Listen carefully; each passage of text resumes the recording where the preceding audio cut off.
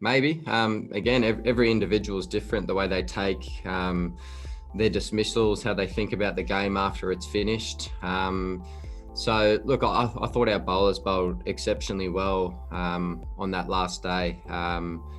I think, I've played a lot of cricket with all three of those fast bowlers, and I reckon the length they bowled consistently was as good as I've seen. I think they challenged the top of the stumps, made the batsman play off the front foot, and got the rewards. It was nice to be on the right side of one of those days where everything just, everything good just happens. I don't think we beat the bat. They nicked everything, and it was one of those days. So we've been on the other side of that a few times, so it was nice to be on the right side.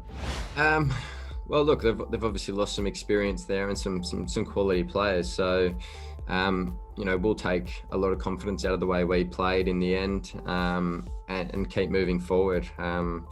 We all love getting up for a Boxing Day Test match. It's huge for us in Australia. We love playing them, so we're excited about getting out there again and playing some more cricket, and hopefully we can replicate a few of the things we did well in the last Test match and improve on a few that we feel we need to work on. So we'll see how we go, but we're just looking forward to playing another Boxing Day Test match. Yeah, for us, it's just about doing the things we know we need to do well. And again, I thought, as I said, our bowlers just bowled impeccable lengths, and if they replicate that day in, day out, they're going to continue to get lots of rewards. So not thinking too much about India and how they're going to come back. It's about just executing what we need to do out in the middle and doing it to the best of our ability. No, I just fist pumped him at the end and said, mate, safe travels. Hope everything goes well with the baby, and pass on my best to your wife, I think I said. So that was about it. But yeah, look, he obviously, it's a big loss for him and for India, not having him for the rest of the series. You just have to look at the way he played in the first innings. That was a pretty class display against some good bowling on a wicket that was doing a bit. So, I've said it before and I'll say it again. It's, credit to him for being able to stand up and want to go home and be there for the birth of his first child. I think it's a milestone that you certainly wouldn't want to miss. And I'm sure there would have been a lot of pressure for him to stay, but to stand up and want to go home for that, I think credit to him. Yeah, I still think they've got some quality bowlers here. I think Saini or Siraj, if they go down that route, I think they're two quality bowlers that that can have some good Test careers. Obviously missing Ishant as well, which is a big loss for them in experience manner, but still some quality bowlers there, that's for sure. I think it's important to keep moving forward. Look at yourself individually, what you could have done better, which I think is important after any game, whether you bat well or you don't.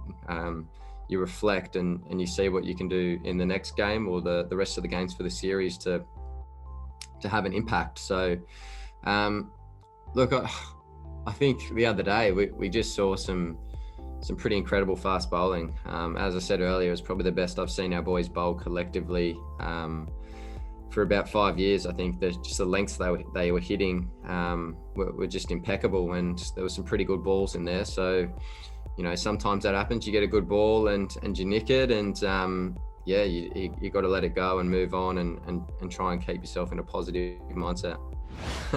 Well, you just go to people that you trust and feel like they can, if they can help you with your game, then great. So I know Marnus and I both talk about batting a lot.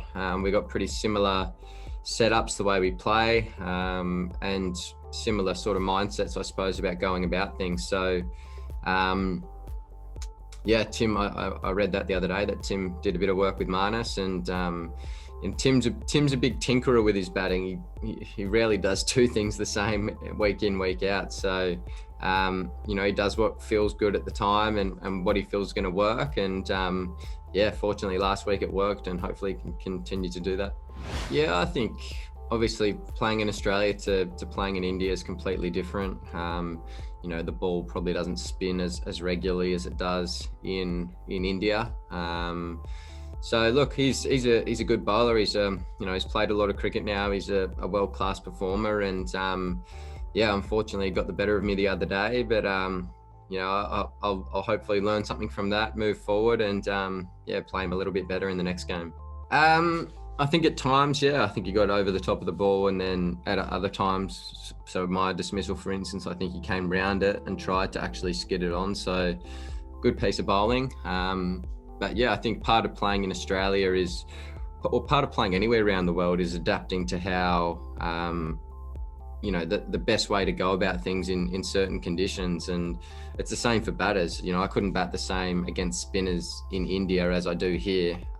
You've got to find a way to adapt, and bowling spin in India to here is different as well. So you see the spinners that do well here generally are those that get over the top of the ball and beat you with more bounce or in the air, as opposed to ones that come round the ball. So it's finding a way to adapt, and that's what the best players do all around the world.